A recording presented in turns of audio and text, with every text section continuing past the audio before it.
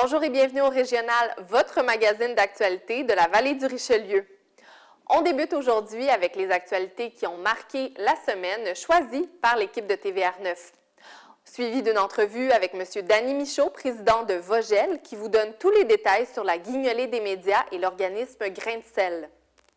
On rejoint ensuite M. Sylvain Lapointe, directeur général du Covabar, pour discuter de la position de l'organisme sur le dossier Nordvolt. Ensuite, Tina Yann Bestian, directrice marketing au Mail Montenac, nous partage la programmation des fêtes. Alain Laplante, directeur général d'intégration compétences, nous fait visiter le chantier de la future zone IC. Finalement, on discute avec Mme Josée Larrivée, porte-parole d'Emma Québec, sur l'importance du don de sang, spécialement durant la période des fêtes. Le régional commence dès maintenant. Bonne émission!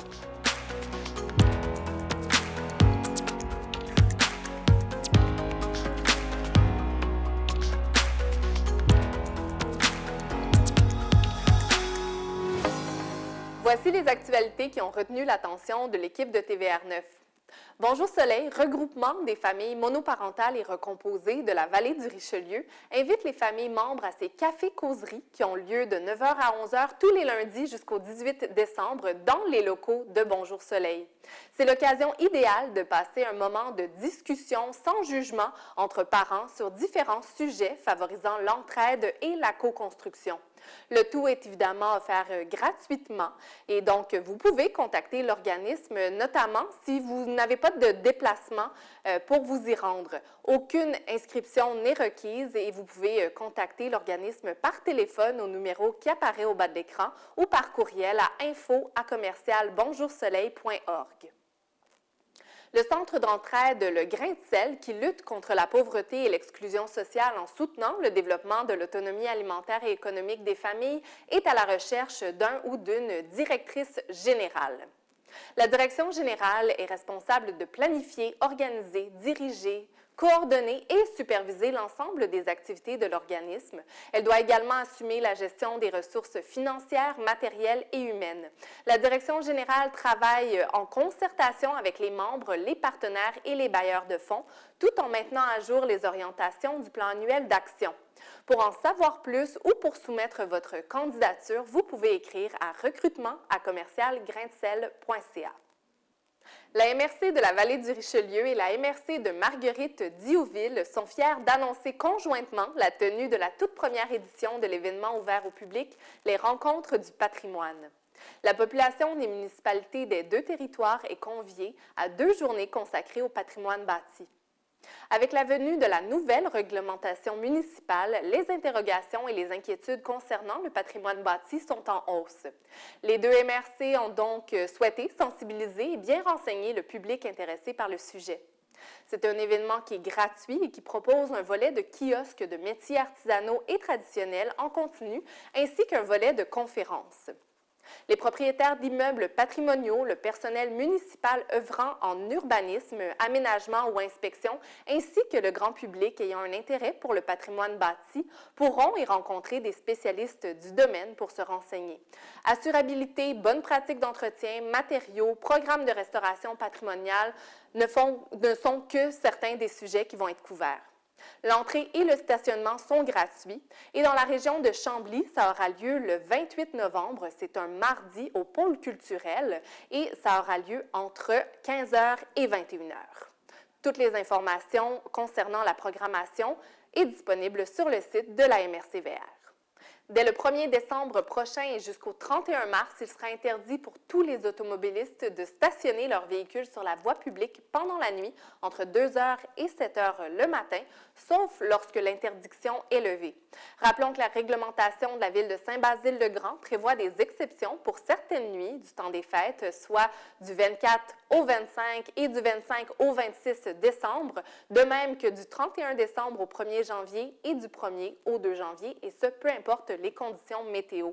Pour tous les détails, vous pouvez bien évidemment vous rendre sur le site de la ville de Saint-Basile. C'était vos actualités, TVR9.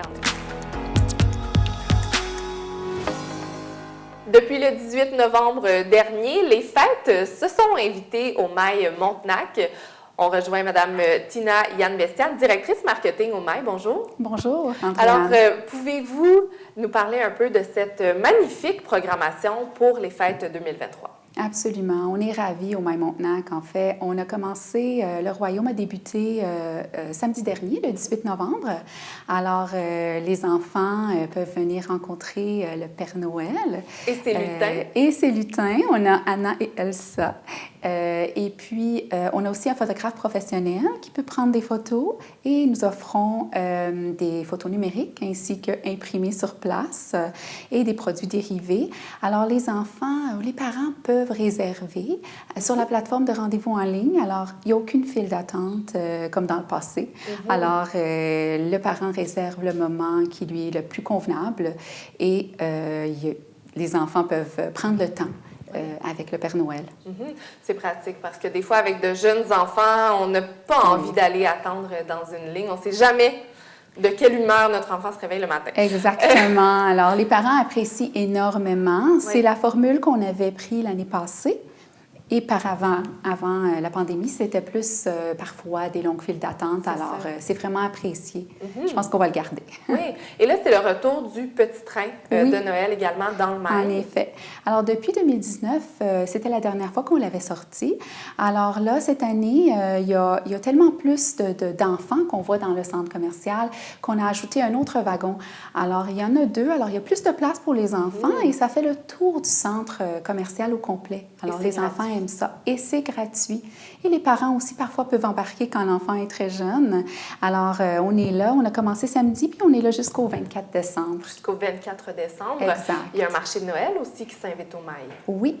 On avait un marché de Noël l'année passée. Alors, cette année, ça va être le 16 et 17 décembre. Et on va avoir des artisans et des artistes de la région. Ça va être comme un parcours dans le centre, alors à l'entrée numéro 1 et 2. Ils vont être un peu placés dans les aires communes. Alors, l'année passée, on avait une trentaine d'artistes et d'artisans.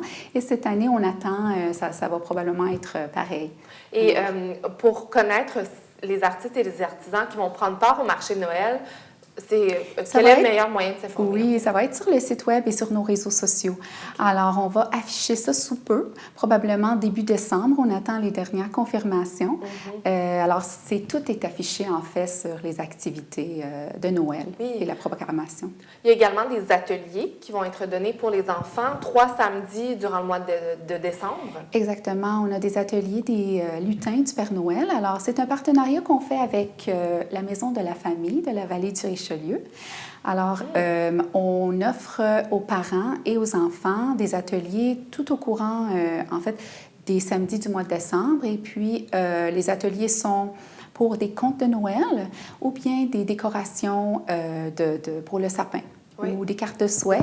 Et même le 16 décembre, on fait des biscuits en pot. Alors, des petites recettes qu'on peut ensuite aller cuire avec maman et papa à la maison. Donc, des beaux moments au Maï pour ensuite des beaux souvenirs en famille. Le dernier point dont je voulais discuter avec vous, c'est les heures d'ouverture qui sont prolongées jusqu'à Noël. En fait, dès le 11 décembre, on va être ouvert jusqu'à 9 h le soir, jusqu'au 24, alors en semaine. Puis, je voulais juste mentionner que pour les enfants qui ont écrit leur petite lettre au Père Noël, on a aussi une boîte aux lettres, juste à côté du Royaume. Alors, on peut déposer notre lettre et si on le fait avant le 7 décembre, bien, Père Noël va répondre avant le 24 décembre. Magnifique. Alors, merci, Mme Yann-Bestian, de nous avoir partagé cette magnifique programmation des fêtes. Merci, Andréane. Puis, merci à tous les parents de nous encourager au Maï-Montenac. À bientôt. Merci. La guignolée des médias est à nos portes et je rejoins M. Danny Michaud, président de Vogel et membre du conseil d'administration de l'organisme Grain de sel. Bonjour. Bonjour. Donc, guignolée des médias qui a débuté le 24 novembre dernier, qui se poursuit jusqu'au 31 décembre. Et Grain de sel, quelle est exactement la mission de cet organisme-là?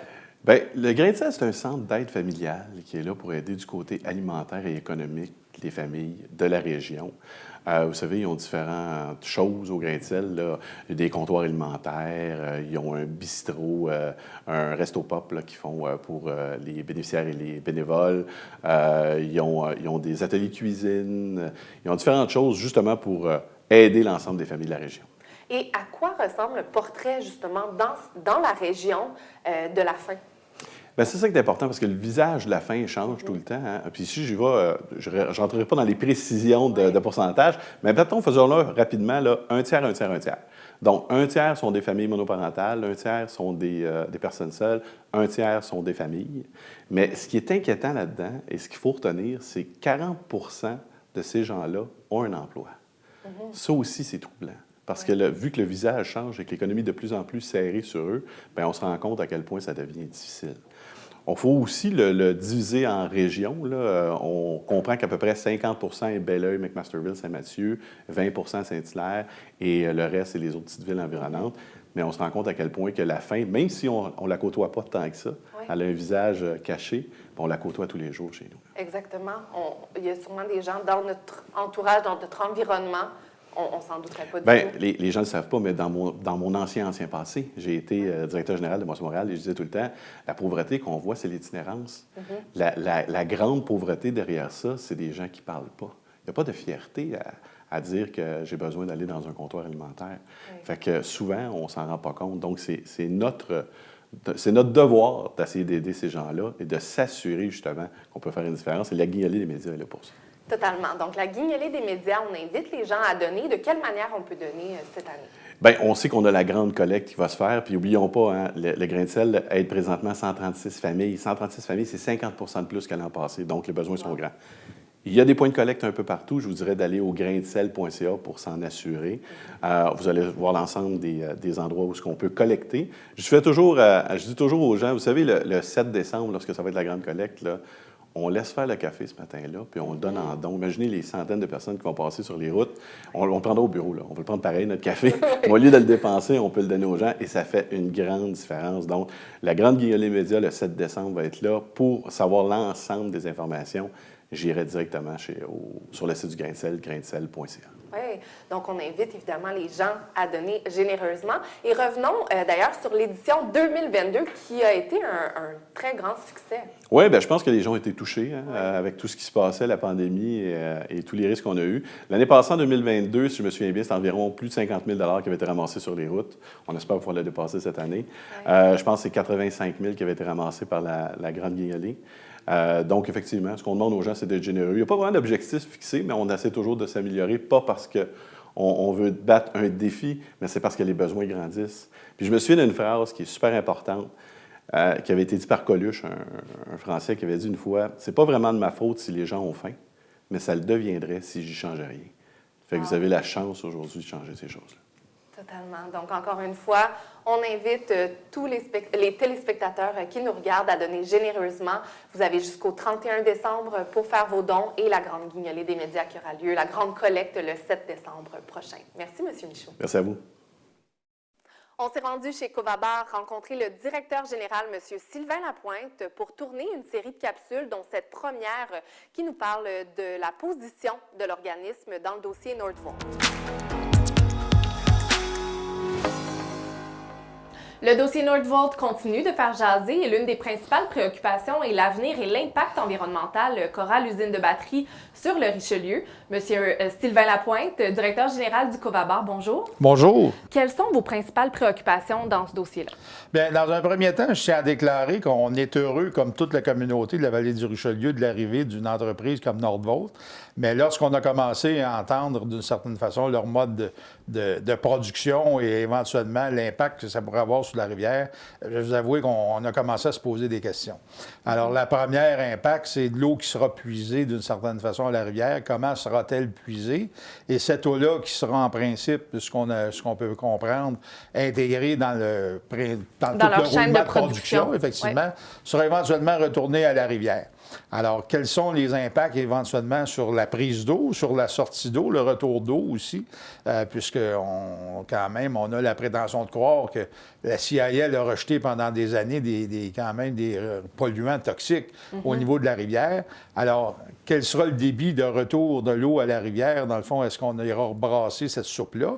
Et y a-t-il encore, malgré tout, des sédiments toxiques? Alors, je pense qu'on devra en faire la preuve et voir comment est-ce qu'on pourra contrer d'une certaine façon cette situation-là, parce que c'est quand même assez préoccupant, parce qu'en aval de Belleuil, ça reste que c'est la source d'eau potable de tout près de 100 000 personnes.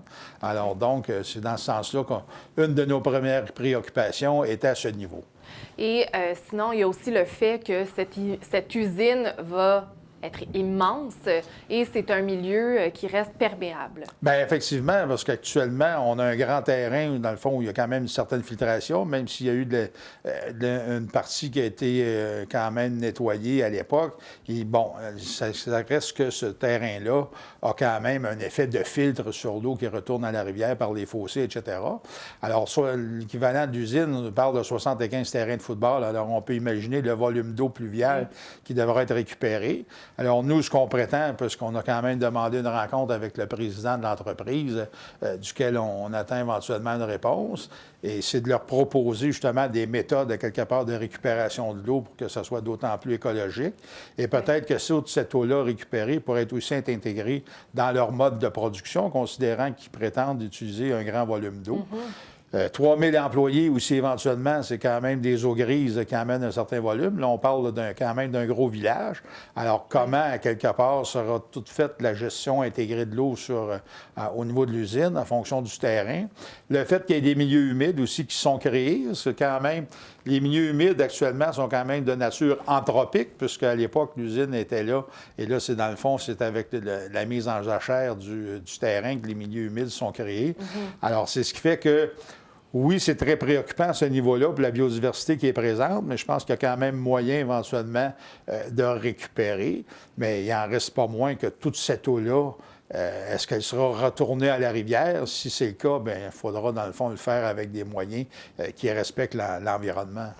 Donc, l'idée, c'est vraiment d'avoir une discussion avec l'entreprise. Est-ce que vous avez été consulté ou pas du tout jusqu'à présent? Nous, on n'a eu aucune consultation. Okay. Pourtant, on est un organisme qui relève du ministère de l'Environnement, alors comme organisme de bassin versant. Alors, on n'a pas eu de contact. Alors, on a appris, comme tout le monde, à un moment donné, par les médias, que Nordvolt arrivait. Alors, on a commencé à s'intéresser grandement au projet, considérant les impacts que ça pouvait avoir. Et nous, l'idée, c'est que on veut quand même être là pour accompagner éventuellement l'entreprise dans cette démarche-là, rendre la démarche le plus écologique possible. Oui. Alors, c'est dans ce sens-là qu'on veut s'impliquer. Donc, définitivement, un dossier à suivre et on va certainement se reparler dans les prochaines semaines. Merci. Sûrement. Merci, M. Lapointe. Merci.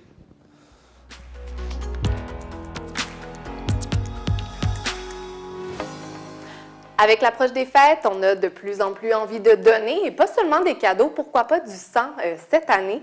Je rejoins Mme Josée Larrivée, qui est porte-parole à Emma Québec et responsable des relations médias. Bonjour. Bonjour. Donc, cette année encore, il y a des collectes à travers le Québec. Ça se déroule à l'année longue, mais on en parle un peu plus avec l'approche des fêtes. Et quels sont les enjeux auxquels on fait face présentement par rapport aux donneurs? Bien, les enjeux sont constants, sont quotidiens, sont répétitifs. C'est de convaincre des gens de venir donner du sang, tout simplement. Les besoins en sang sont constants. C'est sans cesse à recommencer, malheureusement, j'ai envie de dire, parce que les accidents, les cas de cancer, les traitements dont on a besoin, les chirurgies dont on a besoin, les gens qui ont des diagnostics de maladies auto-immunes. Donc, à tous les jours, malheureusement, il y a des gens qui sont frappés par le besoin de sang. Et bien, à l'autre bout du spectre, nous, chez Emma Québec, notre mission, c'est de fournir ce sang-là aux centres hospitaliers de partout dans la province pour s'assurer que personne ne manque de sang. C'est quotidien, ça a recommencé. Oui, et quels sont les principaux freins? Pourquoi quelqu'un n'irait pas donner, par exemple? Bien, on aime penser que les gens vont donner par altruisme pour commencer, mais l'inverse de ça, pourquoi les gens ne vont pas donner? J'imagine qu'il y a toutes sortes de bonnes raisons. Il faut penser d'abord qu'il y a à peine 3 % des gens qui sont en âge de donner qui donnent du sang. Alors, il faut être adulte et en bonne santé. C'est le critère de base. Il faut rencontrer les critères pour donner du sang. D'ailleurs, sur le site d'Emma Québec, vous pouvez aller voir « Puis-je donner ?» Et sous cet onglet-là, vous avez une série de pictogrammes qui vont vous expliquer très clairement les raisons qui feraient en sorte que ce don que vous comptiez faire ne pourra pas se faire. par exemple parce que vous avez voyagé dans certaines régions du monde ces 3 derniers mois et que vous êtes interdit de dons pendant quelques mois. Et ça, bien sûr, c'est pour sécuriser les receveurs. Hein. Si vous avez des activités avec les aiguilles, vous dites, OK, moi, j'ai eu un tatou, je peux-tu donner? Moi, j'étais chez le dentiste, je peux-tu donner? Alors, tout est là, les périodes sont là. La meilleure chose, c'est d'aller s'informer. Maintenant, d'aller s'informer sur le site avant de prendre son rendez-vous. Maintenant, vous me demandez qu'est-ce qui fait qu'on ne donne pas. Je dis toujours, c'est pas parce qu'on n'est pas généreux, c'est pas parce qu'on n'est pas altruiste. C'est pas vrai que 97 des Québécois adultes seraient pas intéressés à partager leur santé. On vit dans des mondes où tout va vite et très souvent, on n'y pense pas. Il y a aussi le phénomène où on pense que quelqu'un d'autre va y aller. Tu sais, quand on fait un appel général au don de sang, bien, on écoute ça et on se dit « Ah oui, on a besoin de sang », puis on présume... On se sent moins concerné. On se sent moins concerné personnellement. Il y a aussi des histoires, il y a aussi un phénomène culturel, si je peux dire. C'est-à-dire qu'il y a des gens qui appartiennent à des familles de donneurs pour qui les grands-parents sont allés donner, les parents sont allés donner, ils sont familiers avec le don de sang, ils décident ou pas après d'y aller, c'est très personnel. Hein? Oui. Puis la dernière raison à laquelle je peux penser, non la moindre, c'est la fameuse peur des aiguilles. Il n'y a personne qui a envie, qui se lève le matin en disant « Bon, moi, je vais aller me faire piquer. Oui. » On n'aime pas ça, puis il y en a pour qui ça devient une peur assez viscérale, la peur des aiguilles. Et il y a 2 collectes qui vont se dérouler dans notre région. On va mettre les détails à l'écran. Et évidemment, c'est un sujet dont on pourrait parler longuement. Merci, Mme Larrivée, d'être passée à l'émission. Merci beaucoup de nous avoir reçus. Pour lutter contre le déclin du français, il faut agir maintenant. Maintenant, adverbe, au moment présent. Désormais, il faudra donc parler français pour être sélectionné comme immigrant économique au Québec. Parler, verbe, s'exprimer par la parole, communiquer. Parce que pour toujours, le Québec devra se vivre en français. Vivre, verbe, être en vie, exister. Parce que notre langue, c'est aussi ce qui nous définit.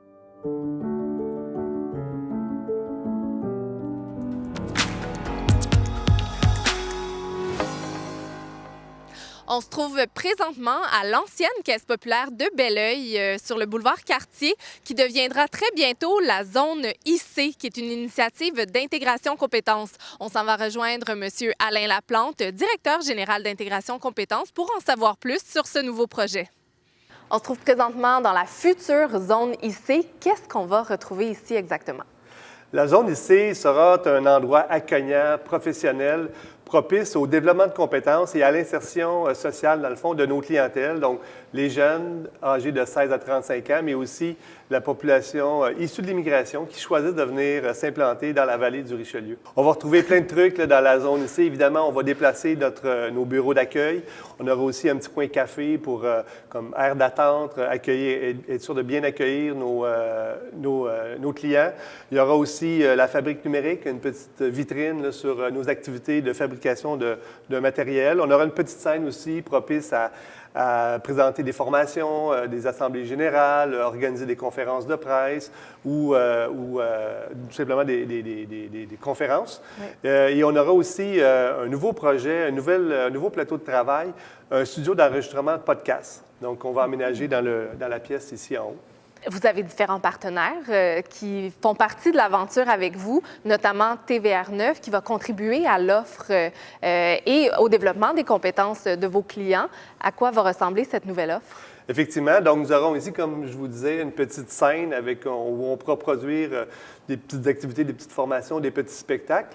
Et l'idée est venue, dans le fond, du directeur général de TVR9, où on pourrait utiliser cet espace pour venir produire des émissions de télévision qui pourraient être éventuellement diffusées sur les ondes de TVR9, mais aussi sur les plateformes web et aussi les médias sociaux. Donc, l'idée, c'est qu'on puisse facilement produire du contenu vidéo et le diffuser dans nos différents réseaux. Et un autre partenaire important du projet est la CDC de la vallée du Richelieu, donc la Corporation de développement communautaire de la région qui contribuent financièrement également au projet pour faire en sorte que les infrastructures, les équipements puissent profiter à l'ensemble des organismes communautaires de la région. Donc, tous les organismes partenaires pourront venir sur les lieux, profiter aussi du partenariat avec TVR9 et puis diffuser leurs activités, leur propre formation, leur propre contenu auprès de leur clientèle. Donc, l'idée, c'est de rendre cet espace-là accueillant, attractif pour tout le milieu communautaire de la région de la vallée du Richelieu. Dans le fond, Intégration Compétences, on est le carrefour jeunesse-emploi de la vallée du Richelieu. Notre clientèle est donc les jeunes âgés de 16 à 35 ans. Et puis, et on est également l'organisme PACI, donc l'organisme qui accompagne, qui accueille les nouveaux arrivants sur le territoire. Donc là, il n'y a pas de limite d'âge, donc toute personne qui décide de venir s'implanter dans notre belle région donc, seront accueillis à la zone IC par le personnel d'intégration en compétences. Dans un monde idéal, quand est-ce qu'on pourrait avoir accès à la zone IC? Notre objectif, c'est que l'espace soit ouvert en début d'année 2024. Donc, nous avons déjà, au cours des derniers mois, attaché le montage financier, signé les ententes de partenariat avec nos différents partenaires, obtenu le permis de la ville, le permis de la construction. Donc, nous avons été en soumission pour les travaux d'entrepreneur général. Donc, on attend les ouvriers, plombiers, électriciens, menuisiers pour venir entreprendre ce beau projet. Donc, ça s'en vient rapidement. Merci, M. Laplante, d'avoir créé avec vos partenaires ce nouvel espace et on a bien hâte de revenir vous visiter quand ce sera prêt. Merci à vous, vous serez toujours les bienvenus. Les bénévoles donnent de leur temps en s'impliquant avec cœur pour enrichir la communauté. Le 5 décembre, joignez-vous à nous pour célébrer leur dévouement et leur générosité. La Journée internationale des bénévoles pour ensemble faire une vraie différence.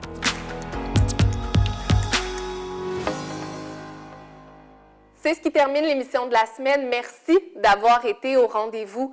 Si vous êtes passionné d'histoire, je vous invite à vous rendre au tvr9endirect.com car TVR9 était sur place lors des conférences données par la Société d'histoire de la Seigneurie de Chambly. Ce sont plus d'une douzaine de conférences qui ont été filmées au cours des 2 dernières années. Ce sont des sujets historiques qui concernent principalement la région et qui vont vous intéresser. Donc, je le rappelle, tvr9endirect.com pour les consulter. Et sur ce, bonne semaine à tous.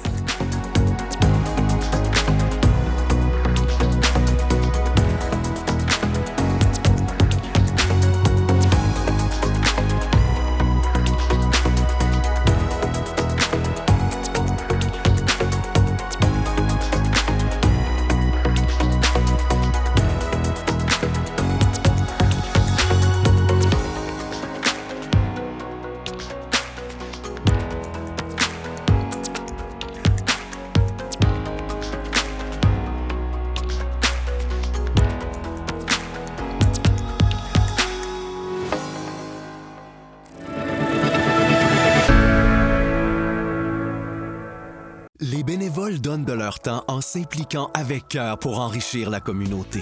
Le 5 décembre, joignez-vous à nous pour célébrer leur dévouement et leur générosité.